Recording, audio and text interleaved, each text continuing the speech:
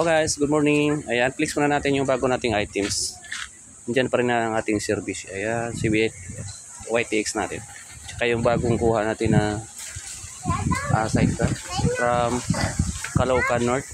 Ayan, Kaadtuda 370. Ayan yung babanatan mamaya. Ayan, yung ano natin, makulit na ano,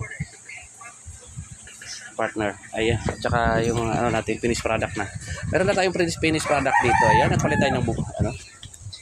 Yun, nagpalit tayo ng flooring guys. Oh, ganda na. Ayan, may customer na yan. Nabili na yan. Mayroon tayong kapalodong bago. Ayan, oh, bagong bugas. Buko dito. Ayan, mayroon tayong Epiplex. Ito customer natin. Shout out sa ating customer na taga North Caloocan na si Mr. Charlie Cresos Tumo. Ayan. Bukas ikakabit daw yan. Bagong motor, barako. Ano yun? Yung kaibigan natin dito nagsisilpot.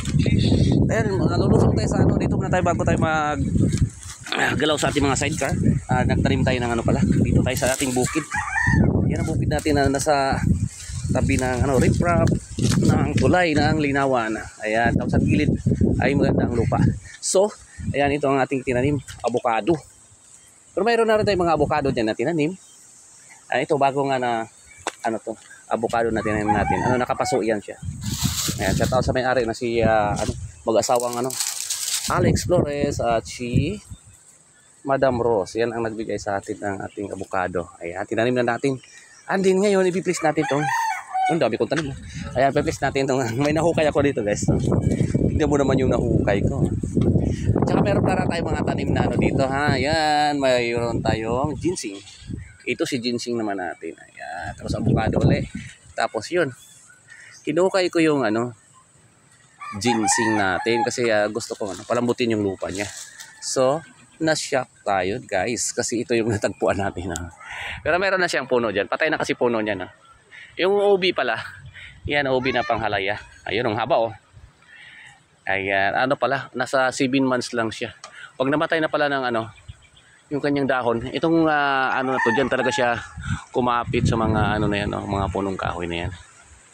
Nung tag-ulan, malago yan dyan. Tapos ngayon na pagdating ng December, namatay na yung kanyang mga dahon. So, sabi nila, mayroon na raw laman.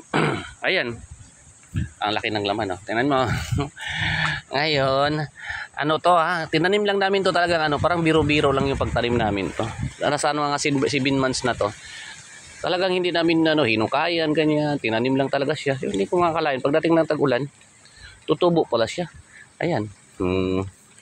So pagka may tinanim, mayroon tayong aanihin. Ang laki oh. Ilang kilo to? Okay.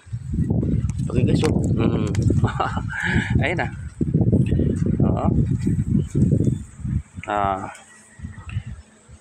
Yun. Yung mga dati niyang ito yung mga pinagmulan niya.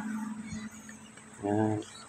Tapos pa yun may mga bato pa. Ibig sabihin matigas yung kanya lupa. Ngayon, yung niya, yung pinakatangkay, itatanim natin, ibabalik natin. Meron pa siya kasama. Babalik natin, tapos dyan siya hukay natin siya ilagay para di na ganito na parang pigil yung pagtubo niya kasi wala pang hukay yung dati, siya lang mismo humukay. Ayan lang guys ang ating video ngayon, ang update natin ngayon sa ating OP panghalaya. Ayan, thank you for watching mga kapanood nito. Ayan guys, magtanim tayo kung mayroon man tayong lugar na sa ating bakuran. Ayan, taniman natin.